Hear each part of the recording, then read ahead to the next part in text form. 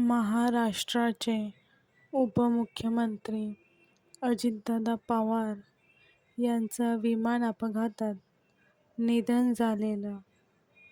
परंतु सध्या सोशल मीडियावर अजितदादा जिवंत आहेत, लवकरच परत येतील, असं सोशल मीडियावर वेगवेगळी चर्चा होत आहे. अजित पवार जिवंत आहेत अशी वेगळी चर्चा सोशल मीडियावरून होत आहे. त्यामुळे नागरिकांना असंच वाटत आहे की ते जिवंत आहेत, ते परतच येणार. यामध्ये दादा जिवंत असल्याचे दावे केले जात आहेत, परंतु त्यांचे देह अग्नीखळीत झालेला आहे. कोणीही काहीही अफवा किंवा कोण खोटं बोलतोय, कोण खरे बोलतोय, कोणावरही विश्वास ठेवायस, कोणावर नको ठेवू, हे काहीही कळत नाहीये. त्यांच्या पत्नी सुनेत्राताई पवार यांना सुद्धा मोठा धक्का बसला आहे. त्या धक्क्यातून त्यांनी सावरून स्वतःला खंबीरपणे साथ दिली आणि पहिल्या महिला उपमुख्यमंत्री झाल्या. त्यांचे चुलते शरद पवार हे सुद्धा अजितदादा पवार यांचा भक्कम पाया होता. 28 जानेवारी रोजी उपमुख्यमंत्री अजित पवार यांच्या विमानाचा अपघात झाला. हा अपघात इतका भीषण होता की यात त्यांच्यासह 5 जणांचा मृत्यू झाला. अजित पवार बारामतीला जिल्हा परिषद निवडणुकीच्या प्रचारासाठी निघाले होते. मात्र त्याचपूर्वी त्यांचा विमान अपघातात मृत्यू झाला. अजित पवार यांच्या निधनाला 8 दिवस उलटून गेले आहेत. मात्र अद्यापही अजित पवारांच्या चाहत्यांना त्यांच्या निधनाचं दुःख पचवता आलेलं नाही. सोशल मीडियावर तर विविध प्रकारचे व्हिडिओ व्हायरल होत आहेत. यामध्ये दादा जिवंत असल्याचे दावे केले जात आहेत, तर काहींनी हा घातपात असल्याची भीती व्यक्त केली आहे. तर कोणी म्हणतं राजकारणाचा डाव असू शकतो. काही लोक म्हणतात की चांगल्या माणसाला देव लवकर बोलवतो, त्यातलंच काहीतरी झालं असावं. सोशल मीडिया म्हणते की अजितदादा पवार हे विमानातून उडी टाकली त्यांनी.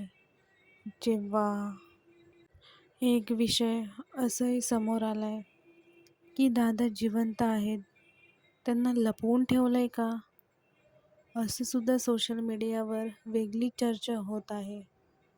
इंस्टाग्रामवरून एक व्हिडिओ व्हायरल होत आहे.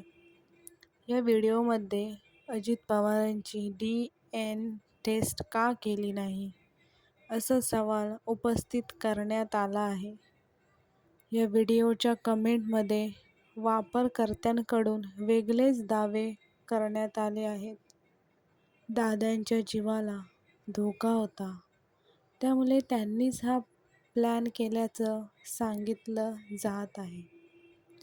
तर काही यूट्यूबरनुसार अजित पवार लवकरच पत्रकार परिषद घेणार असल्याचं सांगितलं जात आहे. विविध प्रकारचे कारनामे, राजकारणी दावे यांच्यामुळे कारनाम्यांना स्वतंत्र राहावे लागते. त्यांच्यासोबत त्यांच्या अंगरक्षक विधी पवार यांच्या पत्नीसुद्धा खूप दुःखी आहेत. स्वतःचं दुःख सांभाळून सुनेत्राताई त्यांच्याकडे त्यांना धीर द्यायला आल्या आणि मग त्यांनी त्यांचा दिलासा दिला. अजित पवार पुन्हा आले तर महाराष्ट्र आनंदी होईल.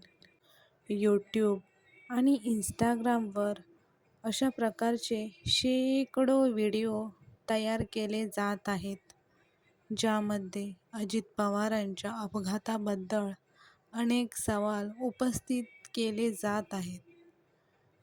काही लोक म्हणतात कामाचा माणूस गेला, बाप माणूस गमावल्याची खंत झाली. अजित पवारांच्या निधनाने अख्खा महाराष्ट्र हळहळला. जनतेतील माणूस गमावल्याची भावना सर्वांकडून व्यक्त केली जात आहे. त्यांच्या कामाचा धडाका अफाट होता. जे मनात तेच मुखात. त्यांनी अनेकांना जनतेतील माणूस गमावल्याची भावना सर्वांकडून व्यक्त केली जात आहे. त्यांच्या कामाचा धडाकाच होता. त्यांनी अनेकांना उभं केलं. अजित पवार शेवटपर्यंत लोकांसाठी झटले. अशा माणसाची अकाली एक्झिट चटका लावणारी आहे. त्यांच्या निधनानंतर नेते मंडळीही ढसाढसा रडले. आजही दादा आपल्यात नाही हे सत्य स्वीकारणं अनेकांना कठीण जात आहे. दरम्यान सोशल मीडियावर सध्या अनेक फेक व्हिडिओ व्हायरल होत आहेत. ज्या व्हिडिओमध्ये अजित पवार जिवंत असल्याचं सांगितलं जात आहे.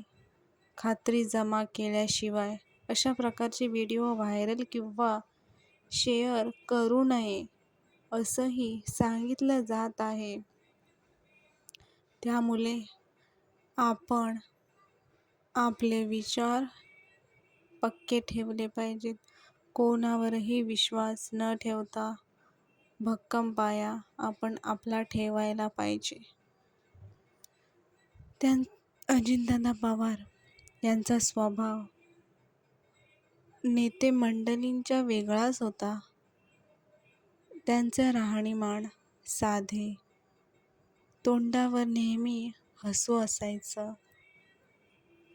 त्यांनी खूप जणांना मदत केली. कधीही इगो, ॲटिट्यूड दाखवला नाही.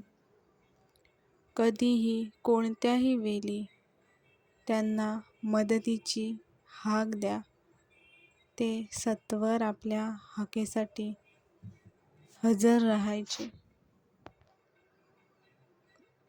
कितीतरी लाखो विद्यार्थ्यांना त्यांनी स्वतःच्या पायावर उभे केले.